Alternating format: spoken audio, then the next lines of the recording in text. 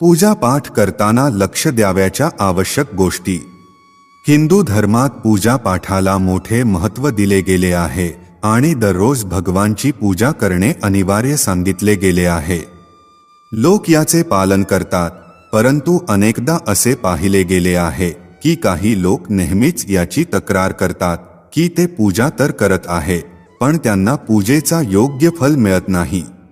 दिवसरात्र भगवानच्या नावाचा जप करतात, पण भगवान त्यांची प्रार्थना ऐकत नाही. याचे अनेक कारणे असू शकतात, पण एक मोठे कारण पूजेच्या नियमांमध्ये काही चुका असणे आहे. लोक जाणून बुजून किंवा नकळत भगवानला असे काही अर्पण करतात जे त्यांना प्रिय नसते. अशा परिस्थितीत भगवान रागावू शकतात आणि पूजेचे फळ मिळू शकत नाही. म्हणूनच आम्ही तुम्हाला सांगणार आहोत की पूजा पाठ करताना कोणत्या गोष्टींवर विशेष लक्ष द्यावे. पण त्याआधी जर तुम्हाला ही लक्ष्मी माताचे आशीर्वाद मिळावे असे वाटत असेल तर या व्हिडिओला लाईक करा, चॅनलला सबस्क्राईब करा आणि कमेंट बॉक्समध्ये जय लक्ष्मी माता जरूर लिहा. नंबर 1. कोणत्याही भगवानच्या पूजनात त्यांचे आवाहन करणे, आमंत्रित करणे, ध्यान करणे, आसन देणे, स्नान घालणे, धूप दीप प्रज्वलित करणे, अक्षत, तांदूळ, कुंकू, चंदन, पुष्प किंवा फुले, प्रसाद इत्यादी अनिवार्य असावे. नंबर 2. पूजेमध्ये पानाचे पान देखील असावे. लक्षात ठेवा, पानाच्या पानासोबत इलायची, लवंग, गुलकंद इत्यादीही अर्पण करावे. पूर्ण तयार केलेले पान अर्पण केल्यास ते अधिक श्रेष्ठ ठरेल. नंबर 3. देवी देवतांना हार, फुले, पाने इत्यादी अर्पण करण्याआधी ते स्वच्छ पाण्याने धुवून घ्यावे. नंबर 4. सर्व प्रकारच्या पूजेमध्ये तांदूळ विशेषतः अर्पण केले जातात. पूजेसाठी असे तांदूळ वापरावेत जे अखंडित, पूर्ण असावेत, म्हणजेच तुटलेले नसावेत.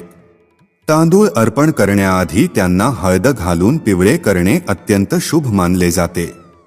यासाठी थोड्याशा पाण्यात हळद मिसळून त्यात तांदूळ भिजवून पिवळे करता येतात. नंबर 5. पूजन कर्मामध्ये याचे विशेष लक्ष ठेवा की पूजेच्या दरम्यान दीपक विझू नये. असे झाल्यास पूजेचे संपूर्ण फळ प्राप्त होत नाही. नंबर 6. भगवान विष्णूला प्रसन्न करण्यासाठी पिवळ्या रंगाचे रेशमी वस्त्र अर्पण करावे. माता दुर्गा, सूर्यदेव व श्री गणेश यांना प्रसन्न करण्यासाठी लाल रंगाचे आणि भगवान शिवाला प्रसन्न करण्यासाठी पांढरे वस्त्र अर्पण करावे. नंबर 7. कोणत्याही प्रकारच्या पूजेमध्ये कुलदेवता, कुलदेवी, घराचे वास्तुदेवता, ग्रामदेवता यांचेही स्मरण करणे आवश्यक आहे. या सर्वांचे पूजनही करावे. नंबर 8. पूजेमध्ये आपण ज्या आसनावर बसतो ते पायाने इकडे तिकडे सरकवू नये. आसन फक्त हातानेच सरकवावे. नंबर 9. जर तुम्ही दररोज तुपाचा एक दीपक घरामध्ये प्रज्वलित केला तर घरातील अनेक वास्तुदोष दूर होतील. नंबर 10. सूर्य, गणेश, दुर्गा, शिव आणि विष्णू हे पंचदेव म्हणून ओळखले जातात. त्यांच्या पूजेचे प्रत्येक कार्यामध्ये अनिवार्य पालन करावे. दररोज पूजा करताना या पंचदेवांचे स्मरण करावे.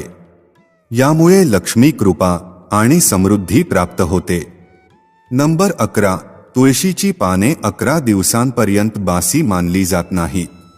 या पानांवर दररोज पाणी शिंपडून पुन्हा भगवानला अर्पण करता येते. तुळशीची पाने स्नान करता तोडू नये. शास्त्रांनुसार जर कोणी स्नान करता तुळशीची पाने तोडतो तर अशी पाने भगवान स्वीकारत नाहीत. नंबर 12. दीपक नेहमी भगवानच्या प्रतिमेच्या समोरच ठेवावा. कधी कधी भगवानच्या प्रतिमेसमोर दीपक न ठेवता इकडे तिकडे ठेवला जातो, पण हे योग्य नाही. नंबर 13. तुपाच्या दिव्यासाठी पांढऱ्या रुईच्या वाताचा वापर करावा, तर तेलाच्या दिव्यासाठी लाल दोऱ्याची वात अधिक श्रेष्ठ मानली जाते. नंबर 14. पूजनामध्ये कधीही खंडित दीपक प्रज्वलित करू नये. धार्मिक कार्यांमध्ये खंडित वस्तू शुभ मानल्या जात नाहीत. नंबर 15. भगवान शिवाला बिल्वपत्र नक्की अर्पण करावे. कोणत्याही पूजेमध्ये मनोकामना पूर्ण होण्यासाठी आपल्या इच्छेनुसार भगवानला दक्षिणा अर्पण करावी. दान करावे. दक्षिणा अर्पण करताना आपल्या दोषांना सोडण्याचा संकल्प करावा. दोष लवकरात लवकर सोडल्यास मनोकामना नक्कीच पूर्ण होतील. नंबर 16. भगवान सूर्य यांच्या 7, श्री गणेश यांच्या 3, विष्णू यांच्या 4 आणि शिव यांच्या 1 किंवा 2 प्रदक्षिणा कराव्यात. नंबर 17. घरामध्ये किंवा मंदिरात जेव्हा विशेष पूजा कराल तेव्हा आपल्या इष्टदेवांसोबतच स्वस्तिक, कलश, नवग्रह देवता, पंचलोकपाल आणि षोडश मात्रिकांचे पूजन सप्तमात्रिकांच्या स्वरूपात करावे. या सर्वांची संपूर्ण माहिती एखाद्या ब्राह्मण पंडितांकडून मिळवता येईल. विशेष पूजन पंडिताच्या मदतीनेच करवावे जेणेकरून पूजा विधिपूर्वक होईल. नंबर 18. घरातील पूजन स्थळी कोणताही अनावश्यक सामान किंवा जड वस्तू ठेवू नये. नंबर 19. भगवान शिवांना हळद अर्पण करू नये आणि शंखातून पाणी अर्पण करू नये. नंबर 20. पूजन स्थळी पवित्रतेची काळजी घ्यावी. चप्पल घालून कोणीही मंदिरात जाऊ नये. चामड्याचे बॅग किंवा पाकिट जवळ ठेवून पूजा करू नये. पूजन स्थळी कचरा किंवा अस्वच्छता जमा होऊ देऊ नये. नंबर 21. मंदिरात लावलेले कोरडे झालेले हार फुले काढून टाकावे. नंबर 22. नेहमी भगवान श्री गणेश यांची आराधना करूनच पूजा सुरू करावी. श्री गणेशांना तुळशी दल अर्पण करू नये, कारण भगवान गणेशांना तुळशी दल अर्पण केल्याने दोष लागतो. नंबर 23. शिवशंकरांना कधीही केतकीचे फूल अर्पण करू नये. पौराणिक कथेनुसार भगवान शिवांनी केतकीला श्राप दिला होता, म्हणून भगवान शिवांना हे फूल अर्पण करणे निषिद्ध आहे. अन्यथा भक्तांचे कार्य बिघडू शकते. नंबर 24. भगवानाच्या मूर्तीला स्नान घालताना फक्त बोटांचा वापर करावा. भगवानाला स्नान घालताना अंगठ्याचा वापर करू नये. असे केल्याने भगवान अप्रसन्न होतात आणि संकटे येतात. नंबर 25. दीपक कधीही जमिनीवर ठेवून प्रज्वलित करू नये. असे केल्याने धनहानी होते आणि घरात अशुभता निर्माण होते. नंबर 26. पूजेच्या वेळी उदबत्तीचा वापर करू नये, कारण उदबत्ती बांबूच्या लाकडाने बनवली जाते आणि बांबूच्या लाकडाचा वापर अंतिम संस्कारात केला जातो, त्यामुळे हे अशुभ मानले गेले आहे. नंबर 27. रविवारी तुळशीची पाने तोडणे टाळावे. मान्यतानुसार रविवारी तुळशीची पाने तोडल्याने भगवान विष्णू अप्रसन्न होतात. नंबर 28. भगवान शालिग्रामांना कधीही तांदूळ अर्पण करू नये. वास्तुशास्त्रानुसार असे केल्याने दोष लागतो. नंबर 29. पूजा करताना मळकट कपडे घालून बसू नये. कधीही मळकट कपड्यांनी पूजा करू नये. मान्यतानुसार असे केल्याने घरात दरिद्रता येते. नंबर 30. पूजेच्या वेळी मन पवित्र ठेवावे. कधीही पूजा करताना मनात अपवित्र विचार ठेवू नये. असे मानले जाते की पूजा करताना वाईट विचार केल्यास पूजेचा फल मिळत नाही. नंबर 31. पूजेमध्ये वापरलेली फुले कोरडी झाली तर ती कधीही टाकून देऊ नये. अशा सुकलेल्या फुलांना कोणत्याही पवित्र नदीत प्रवाहित करावे. नंबर 32. शास्त्रानुसार देवी देवतांचे पूजन दिवसातून 5 वेळा करावे. सकाळी 5 ते 6 वाजेपर्यंत ब्रह्ममुहूर्तात पूजन व आरती करावी. त्यानंतर सकाळी 9 ते 10 वाजेपर्यंत दुसऱ्यांदा पूजन करावे. दुपारी तिसऱ्यांदा पूजन करावे. या पूजनानंतर भगवानाला शयन घालावे. संध्याकाळी 4 वाजता पुन्हा पूजन व आरती करावी. तसेच रात्री 8-9 वाजता शयन आरती करावी.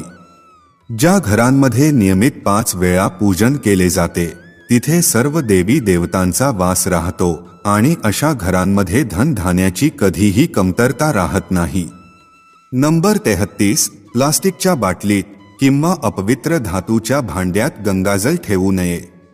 अपवित्र धातू जसे की अल्युमिनियम व लोखंडाच्या भांड्यात गंगाजल ठेवले तर दोष लागतो.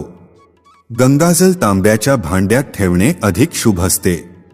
नंबर 34. स्त्रियांना आणि अपवित्र अवस्थेत असलेल्या पुरुषांना शंख वाजवू नये. जर या नियमाचे पालन केले नाही तर ज्या ठिकाणी शंख वाजतो तिथून देवी लक्ष्मी निघून जातात. नंबर 35. मंदिरात आणि देवी देवतांच्या मूर्तीसमोर कधीही पाठ फिरवून बसू नये. नंबर 36. कोणत्याही पूजेमध्ये मनोकामना पूर्ण होण्यासाठी दक्षिणा नक्की अर्पण करावी. दक्षिणा अर्पण करताना आपल्या दोषांना सोडण्याचा संकल्प करावा. दोष लवकर सोडल्यास मनोकामना लवकर पूर्ण होईल. नंबर 37. सामान्यतः फुले हातात ठेवून भगवानाला अर्पण केली जातात. असे करू नये.